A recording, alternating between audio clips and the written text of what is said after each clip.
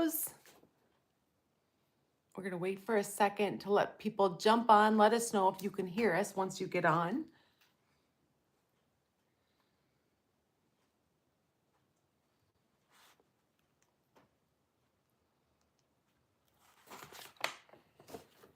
All right, today, guys, we are going to talk about the different personalities. So we are on day 46 of the 50-day Go Live Donkey Journey. And we're going to dive into the super important topic of adopting a wild donkey and what you need to know about all their unique personalities, because there's really a lot. There is a wide variety. Yes, there is. Now, if you've ever thought about giving a wild donkey a second chance, this video is for you. Every donkey is different, and understanding all those unique characteristics and personalities can make all the difference in the world. Adopting a wild donkey is so much more than just bringing home an animal. It's about giving a deserving creature a second chance. Like, we can do that. Yeah. And after they are gentled, they're so lovable. They're the biggest dogs you're ever going to love. Yeah. Yeah, they are just wonderful.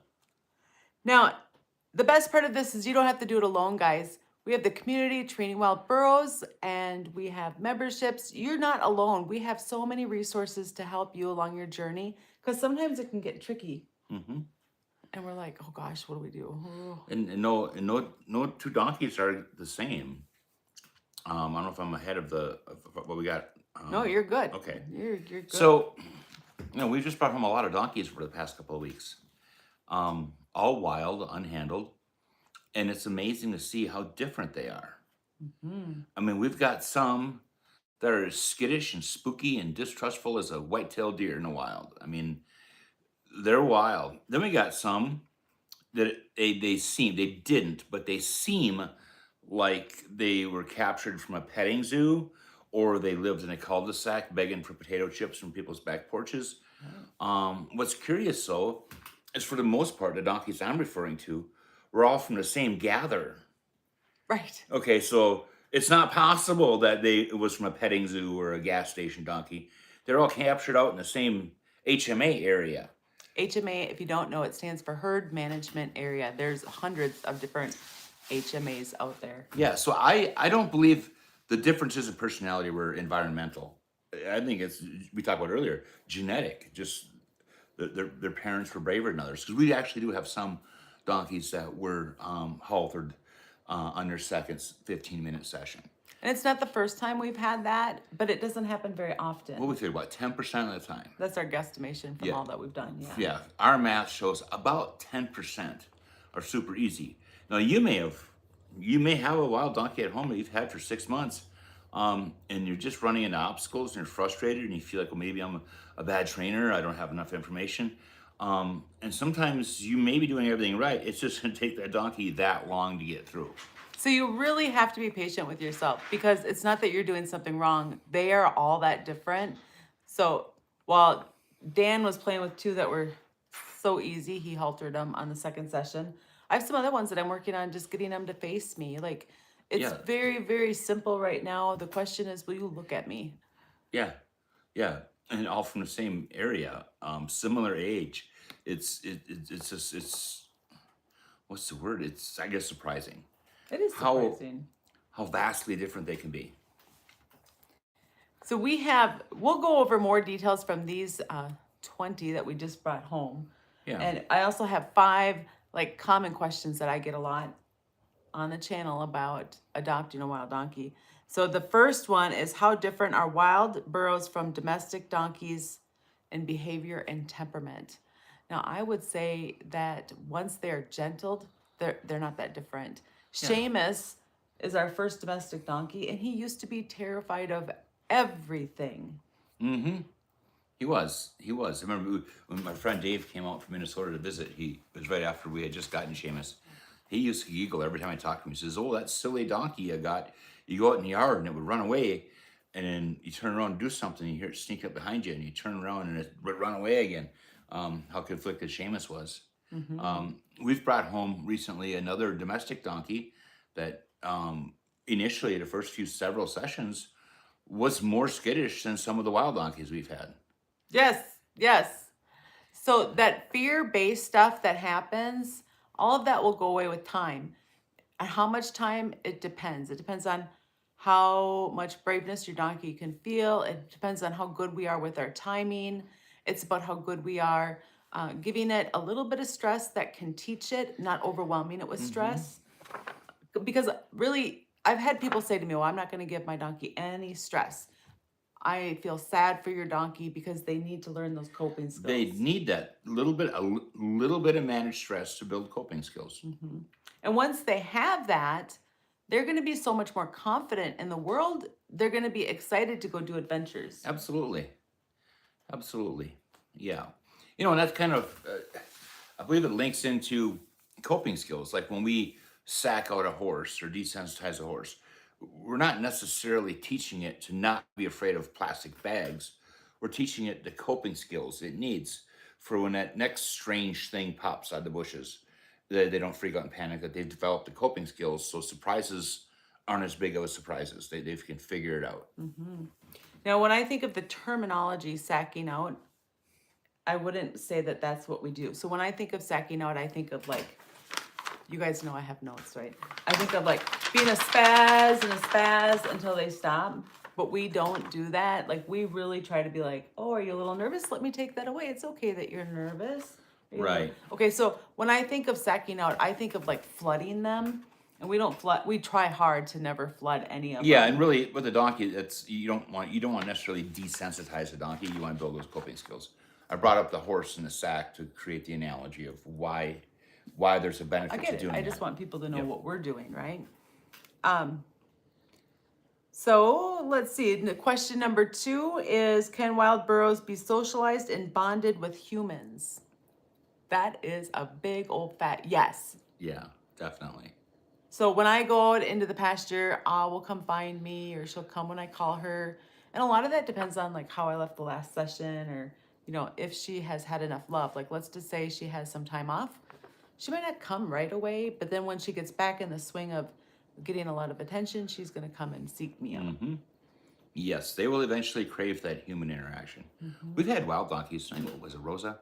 Um, Towards the end of her training, when she was over the hump and was decided to being tame was a good idea. I remember several times being done with her session and leaving that pen to go to a different pen or come up to the house, and I wouldn't make it 50 feet. She's hee-hawing and hee-hawing, and she's Sticking her head through the yeah, and panels. she's like, come back. I want some more of you. Yeah, they will. Yeah, to re-answer the question again, the wildest donkey will become as tame as the most domestic donkey. And how much time it takes depends. Like, Squirrel was here for 6 months, and Squirrel had his name because he had his teeth were too long, so he had sharp edges. And we had the vet come out once and file his teeth down, but he needed to have like a real power floating. So he was packing food in his mouth. That donkey was very slow to trust, like one of the slowest that we've done. Yeah, I'd say so. However, he was starting to like hugs before he left, and he was okay having hands on both sides of his face, and he would seek out attention. So they're each going to be their own timeline, and some of them are going to feel like eternity. Yes, yes. Our favorite trainer always says it will take as long as it takes. Yes. And that could be such a frustrating thing to hear, right? Yeah, and for you guys watching, if you're embarking upon or you have a wild donkey and you're hitting it's not going as fast as you would like it to go. Literally, and we talked about it before we went on stage here, some donkeys are going to take 100 times more time than other donkeys. That is not an exaggeration. So I can imagine what it's like if you and your neighbor both went and got donkeys at a BLM sale at your local city, and your neighbor's, she's got the donkey doing everything after 3 weeks, and you haven't even touched yours yet you're out there at the same time. It's not you. Some donkeys are just going to take more time. So stick with it. Absolutely. Reach out for help and reassurance. Tell your story. Let us know, and we'll reassure you. And if we see some holes in what you're doing, we'll certainly point them out. And then it's worth the wait. It is totally. That's Fred's Yep. mom. Hi. I think that, like the 100-day challenges that people do, and I've said this to other people, It is my philosophy, and I have been able to show it now. If you have one that's like slow to trust, like let's just say you have two donks at home that are both wild, and one of them is like these self-training donkeys that we just brought home. Like we're already haltering them on day 2. We haven't played with leading or anything yet, but you played with their feet Play a with little their bit. feet. They're fine. I haven't picked them up. I poked them with the training stick, and they're just like, yeah, sure. You want me to lift it up? Right. And so if you have one that's slow to trust, if you took 90 days and you just worked on that trust, a donkey will learn what you're asking so fast. It's us that needs the practice, not the donkey. They are fast. They are masters at reading our body language. So if you have one that's hard to trust, you're not going to just not ask it questions or not change the questions, but spend a full 90 days working on trust. Absolutely, because that is the biggest hurdle is gaining that trust. And once you've got that trust, I mean real trust, there's going to be a cascade of willingness. I mean, it's amazing how much a trusting donkey can learn in 10 days. And once they trust you, they want to work for you. They Uh-huh. want that They relationship. do. They're like a puppy dog. Uh-huh. They will get in your way just so you have to give them attention and work with them. You had the side by side out in the pasture the other day, and Seamus was like standing in front of it, like, "You will pet me." Yeah.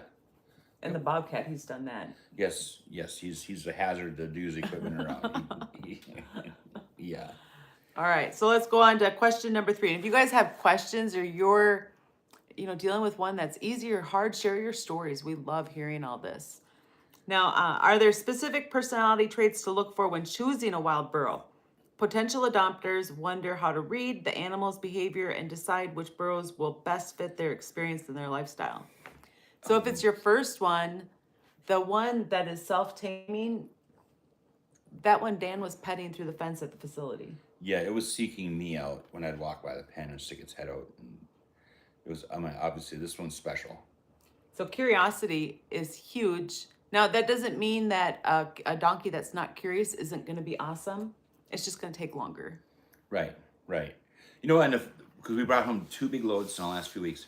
The first load we picked out off of an email or a text string of ages and color, and we kind of had those picked out before we even got there. This last load, I planned it out so I could lurk outside those pens of available donkeys and pick donkeys and call MaryJo about the big one, the small one, the orange one, the blue one, whatever it was. And something I did after I picked out the big ones and the pretty ones is I did the jump test. That's how I picked out the rest of the donkeys to make our jobs easier. Jump test is you have a pen, it's a big pen, it's like a half acre, and the donkeys are all 50 feet away from you. Well, some are closer, and some are against the back wall 100 feet away or whatever that is. But the medium range donkeys are all watching me. I would go back. And the ones that turned and bolted, I didn't write their numbers down. I would then look at the ones that were still there watching what's wrong with that guy. He's weird, but not scary. So I'm hoping that pays off. We'll see.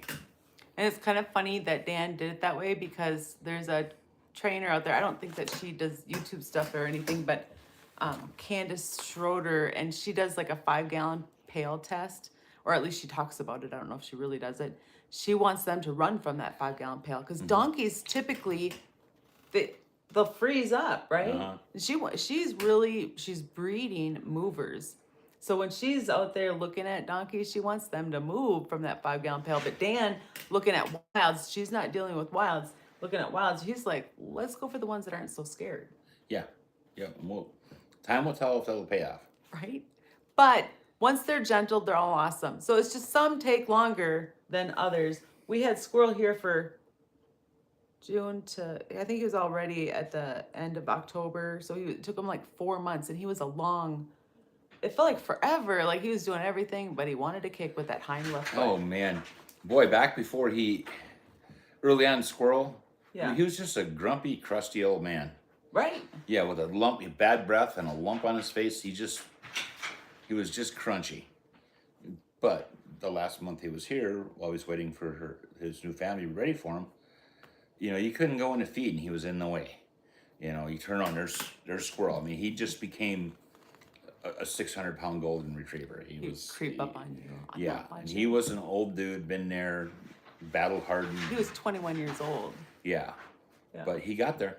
He did. So be patient. If you guys are dealing with that, we got all the videos here to help you out. The go lives, the memberships, and the memberships, there's different tiers. So there's one that's like support, and let's just take a second to say thank you, all of you guys out there that are supporting us with the, I think it's called Burro Buddies. And then there's another tier that just has extra videos, and I'm trying to make some really short videos because I know when I'm training, I want to have like really specific, what should I go do right now? Yeah. So those are like really short, to the point, do this step, A, B, C. And then there's 2 more tiers that are different coaching, where I'm going to do one-on-one coaching with you. And it's either 1 hour twice a month or 1 hour once a week, depending on what you're looking for and how much help you want. Yeah, it'll be very, very useful to you. We've seen it all. MaryJo has seen it all. So I just recently went to go help somebody who has a wild donkey. His feet were getting too long and starting to crack. And she's like, I don't know what to do, and I can't have a farrier come out. So I actually went out and helped her. And I think she was surprised at how slow we had to go. And I think, what did I take, 3 hours? I think so, yeah. 3 hours, and we trimmed 2 feet, okay? So this donkey was not picking up their feet already. So it was a big ask. And I went there with the idea, if we could do 1 foot, that's a success. Yeah.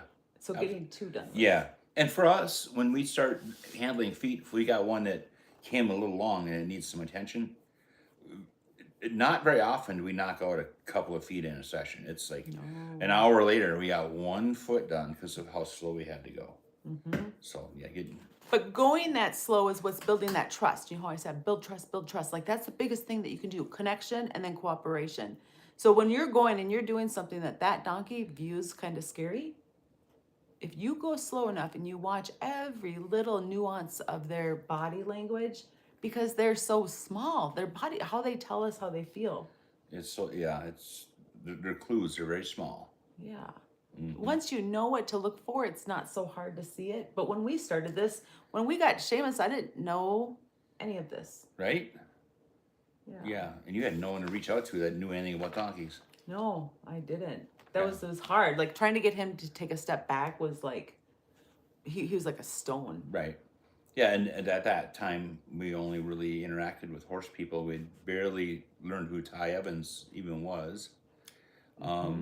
So, we didn't have nobody knew about donkeys. People knew that, like, a mule is half donkey, and that's about all the useful information we could get. And then the other things were like the stereotypes, like, oh, don't do that, or they're going to kick you. They'll wait and they'll get you back. They don't do that, guys. They don't.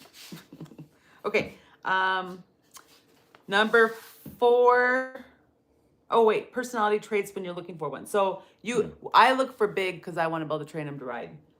If you want to be able to pack them or ride them, I'm going to look for big because I know their personality will come around. If you just want the Uchi Gucci, you're going to be looking for one that's curious because it'll happen faster. Yes. If you're at a BLM sale, an event, or even you go to a holding facility, if one is sticking its head through the fence so you can scratch its face, that's a really good choice right there. That's a low fear, high curiosity. And I absolutely would not be afraid of age because we've had old ones be more lovey-dovey than young ones sometimes. Remember Lynx? He was like 20. He looked kind of like Squirrel, but he didn't have... Wasn't he 21 too? He was old. Yeah. And he was so And he was, he was kind of stand out. He would just watch from a distance. He very watchy. And it took a fair amount of time to get through to him. But the minute that donkey trusted us, he did everything. Like once that trust was complete, he did everything, and he was the most lovey-dovey, in your way, come on, take 5 minutes to scratch my ears type of donkey. Easy. He was like okay with everything. Everything. Now there's a donkey, I put him on the thumbnail, the dark one. He's got a dark nose. I think it was a light body and dark nose. And then there's like a red one on there. But the dark nosed one, he reminds me so much of Lynx. I'm really excited to see his personality come out. Today I have touched him for up to 4 seconds at a time with the long stick. So that's like, I don't know, how many times did I touch him? Maybe half a dozen times today in a half hour. So it's a long time. He got the kitchen sink thrown at him. That's a big, big thing, that first touch, even with a 6 foot long stick. And I see that too. He's a He's a very watchy donkey. He is a looky loo. You can't do nothing on without him watching you. Now, there's two different kinds of watchy when we're talking about personalities. Him watchy, he's just standing there. He doesn't need to be protected by other donkeys all around him. Wild donkey Bahala, she would hide. She would watch and she would hide behind other donkeys. Yes. Okay, she has zero confidence. And Lynx, he watched. He just stood back and he's just like, "What are you doing? I'm watching you." And he's always watching you. It didn't matter where you went.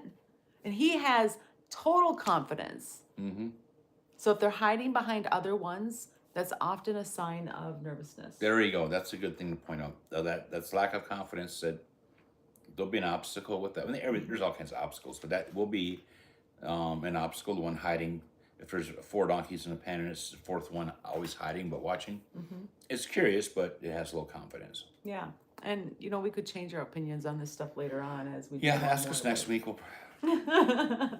But this is what we think at this time. And what we got, like, I don't know, 50 wild donkeys now that we've learned their personalities Yeah. or learning in the Yeah. process of. Okay, so now number 4, how do wild burros react to environment changes and routine? So I think that they freeze because that's a donkey's thing. And that doesn't matter if it's wild or domestic. So my recommendation with changes in routine or environment, especially environment, is small doses. Mm-hmm. Mm-hmm. Yep. And then if they get super overwhelmed, like this happened with Wild Donkey that's who I kept, guys. I brought her to the horse group to do a trail course, and she got scared. And then I tried to force it more with the flag, and I tried oats, and I tried the, talking sweet to her, and I tried being a little bit more firm. I tried everything, and nothing worked. And then when it was time to load her up, I didn't give her enough come down time, so it took a long time to load her up. So if you notice them freezing, just say, okay, we're just going to take a little baby step and don't ask as many questions that day. Yep. If there's a change in routine, make sure you have a little extra patience. Mm-hmm. At mule days, I brought Wild Donkey to mule days, and we were trying to go around the barrels to like grab a flag and move the flag to another barrel. She was afraid of the barrel. I couldn't get her. I'm like, at this point, I don't want to sit and kick her because I'm not teaching her anything other than to brace. Right.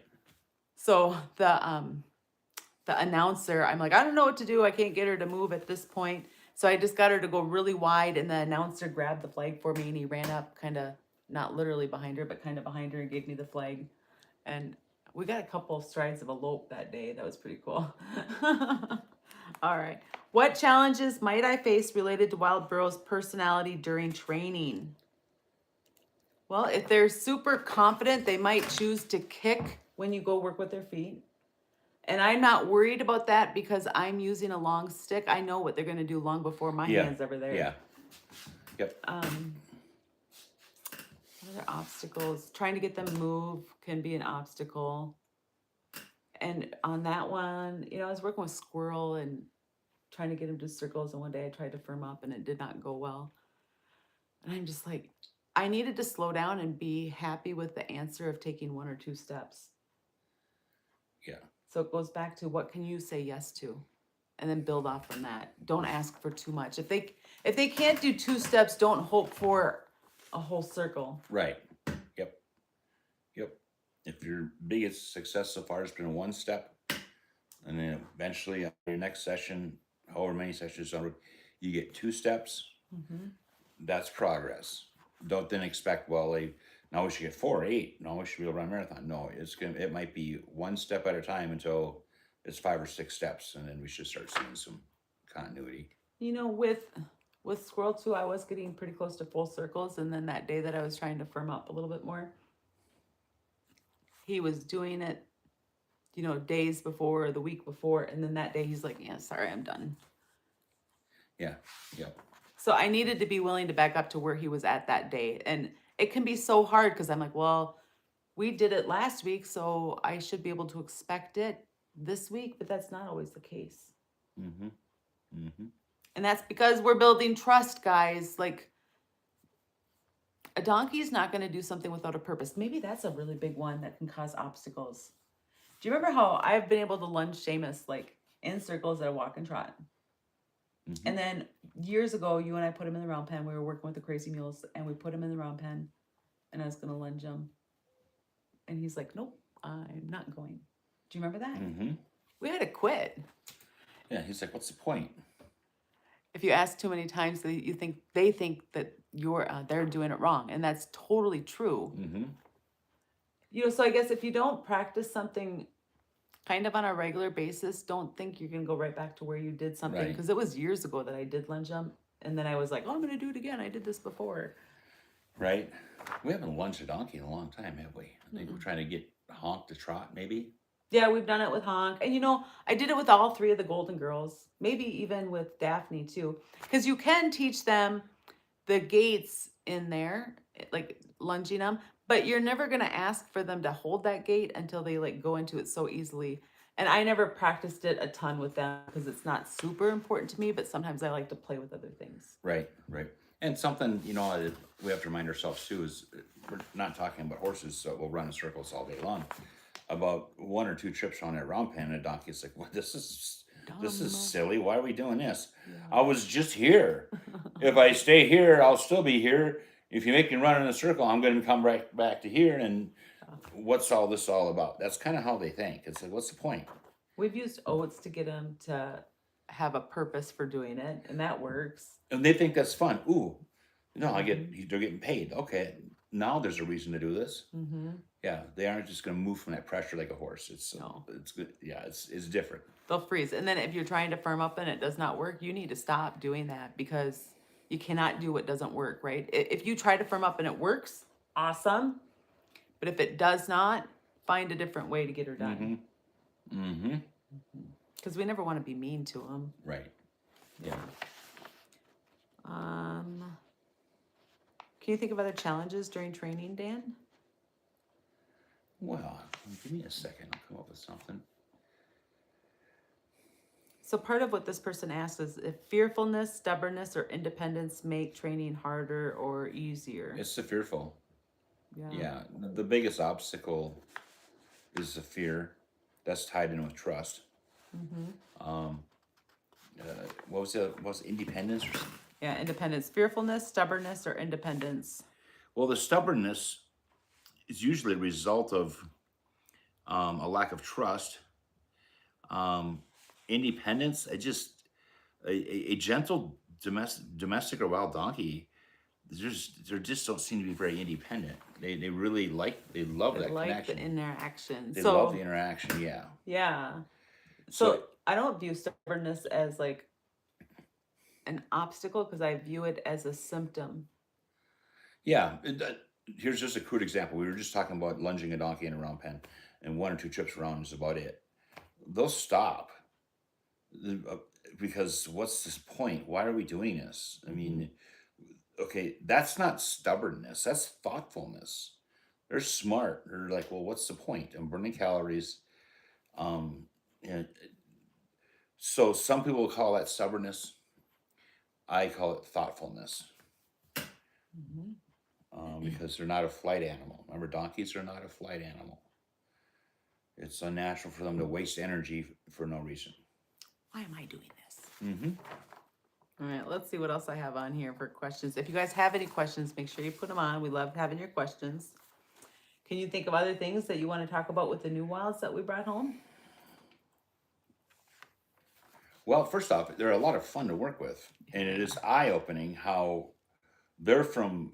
We have donkeys right now that will take 100 times the amount of time to get to where the instantly tame ones got. I mean, 2 sessions are haltered. Okay, we've got some donkeys. It's going to be 100 sessions until we're breaking out that halter. That is not an exaggeration. And something else, I noticed we're doing multiple different methods of training. Some of these donkeys we're getting first touch with a long stick. Okay, so let's talk about that for a second.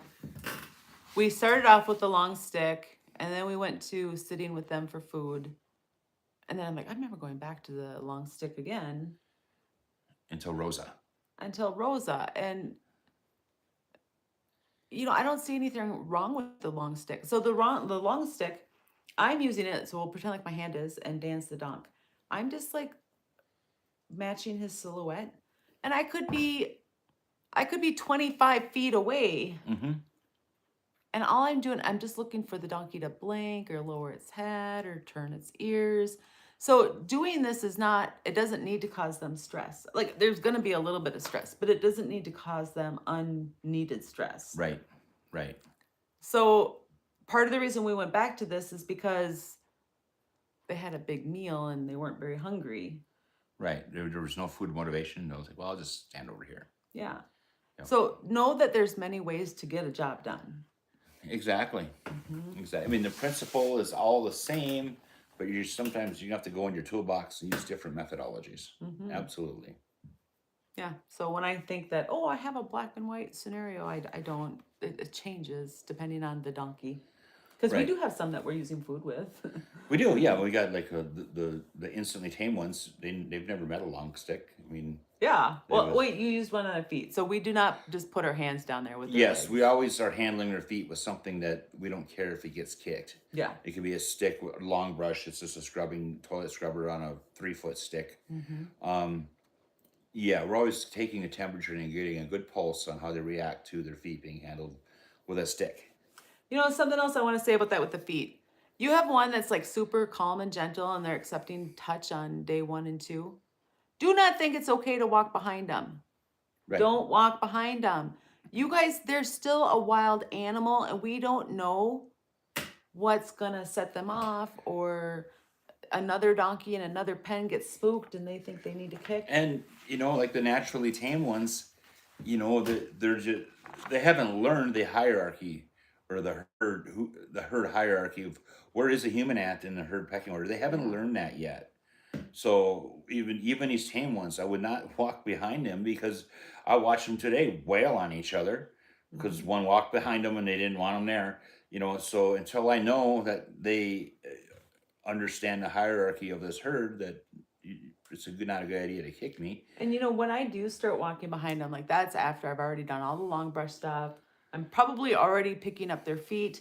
And then when I do, I'm like so close, like touching them all the way around, right? You've been handsy everywhere. And don't think, well, they're little, they're not going to hurt me. Well, no, it's going to affect your confidence. It's going to affect their confidence, even if you don't think it is. Right. Yeah, not that you're going to have to go to the emergency room because you got kicked by a little 400-pound donkey. Yeah. It's going to hurt. It's going to spook you. You're going to react. You're going to scare the donkey. It's a very negative situation all the way around. Yeah. We want to set them up for success. Yep. Yeah. So that's my little extra bonus tip. This is just full of bonus tips, isn't it? Bonus tips. Yep. Yeah. For one low price. All for one low price. All right, guys. Thank you so much for being here with us, for watching and commenting, sharing it on your social media. I love all those likes that I'm seeing, and just hanging out with us to learn what it's really like to adopt a wild donkey, because they are so much fun. They are a ton of fun, and it's hard work. It's we're in business training donkeys, and so we take when Mother Nature throws us a couple of tame ones for whatever reason, it's a gift, and we really appreciate it. It's not normal. Moving on to ones that are that are going to take 100 sessions to finally get first touch. Those are so rewarding. Oh yeah, you're giving them a second chance at life. They didn't ask to not be wild anymore. Right. But now that they are going to be domestic, let's help them have the most amazing life that they can have. Yep. Yep. And what I feel good about is we're making them valuable. Although a forever branded donkey is very affordable, a donkey that is gentle, that can be handled, that is friendly, has value. It'll keep them from going out to be someone's guard donkey or out of the glue factory. So it's adding value to their life to give them a better quality life. Heck yeah. Now for like motivation, guys, we have this whole Training Wild Burros, the memberships. It's a great place for more people that are trying to learn the same stuff, right? Because it could be hard to understand donkeys when you don't, or if you're talking with, if you're getting advice from the wrong people, because everybody has an opinion, right? it might take away some fun. And we don't want it to take away fun because this has potential to be so much fun on a regular basis. Now, they can make me cry sometimes, I won't lie, but a couple times, maybe. I won't say how many, but Our nickname is Camp Kleenex. I have been in your shoes of like, how do I get this donkey to understand? So I really do know what you're going through because they have made me cry plenty of times. Not so much now, but it used to be. Yeah, well, it's you want so hard for them to do good. You want so bad for them to do good. And when they throw curveballs or we miss something obvious, we still miss obvious things on a regular basis. We feel bad. You know, we want. It's like you is it me? Is it? You start questioning yourself. Yeah, what do I need to do to help this donkey understand what I want it to do? Because we speak a different language. So we're trying to create a community of other people with donkeys, wild, domestic, because they're all amazing and they really all think the same. It's just a matter of where their level of trust is at. So be part of us. Come join us, Training Wild Burros. And if you're already a member, thank you so much. Oh, let me blabber a little bit more. There's also a big difference between trusting and tolerating. Oh, that's a good point. You know, we've seen some critters that'll tolerate it, but then like today, got first hand on the withers touch petting with my hand on number 12. Okay, she was tolerating it. There was no trust there. Right, right. So you start petting this donkey while it's eating. You're bribing this donkey to stand there and you're petting it. Okay, it's not suddenly trusting you. You're on your way to getting that trust. So don't ever confuse tolerance and trust. So I think this is a good point to talk about. How do you know when you're moving from being tolerated to trusting? And it's the little tiny signs of curiosity. That black-nosed one today. So I worked with him for like, I think it was a half hour. That's my guesstimation. And it was 2 different sessions. And I touched him, let's just say 6 or 7 times with the long stick. And I would start off with just 1 second, like just barely touching his fur, just barely. And at the very end, I was touching him for 4 seconds. I touched him once for 4 seconds and he didn't move. But what was cool was he was starting to follow me more and he was starting to smell the end of my stick. See, you're well on your way. That's curiosity. Now, that's the first time he's shown any curiosity, but today's the first day I think I worked with him with a stick. Because so far I've been just saying, will you follow me in a circle? And we can do like 3/4 of a circle and then I lose him. Yep. But, you know, and it's building a foundation. You know, he's been worked with only a few times. And I did not work with him until MaryJo got off work today. I was working with other donkeys, but he was right there in his own pen. And he spent the whole entire afternoon just watching, and he was conflicted. He like, yeah, I see you're giving that one. Oh, and he was just watching everything. So all day long he had curiosity, and it carried over into the pen. And I bet you tomorrow it's going to be even more. Like from here, it's little tiny baby steps. Now, with these baby steps, guys, you remember how I just said that we were getting about 3/4 of a circle is what we could get where I would get him to follow me, to turn and follow me. Well, I didn't try to get that perfect before I moved on to something new. Right. Because we can't, Ty Evans says this, you can't overdo it, but you can overdose it. So if I just always do the same thing, he's going to be like, you're boring. But what I want him to be saying is, you speak my language, and just that shocked look on their face, like we're communicating. Yeah. Yep. All right, guys, we've been on for over 30 minutes now. Now we have just a handful more for our 50-day go live. So we will be going live on Christmas Day, Christmas Eve. We're going to be here through Friday, and then we'll adjust how we're doing our go lives after that. You bet. Thanks for joining us, and you guys have a great day. Thank you very much. Have a good night, guys.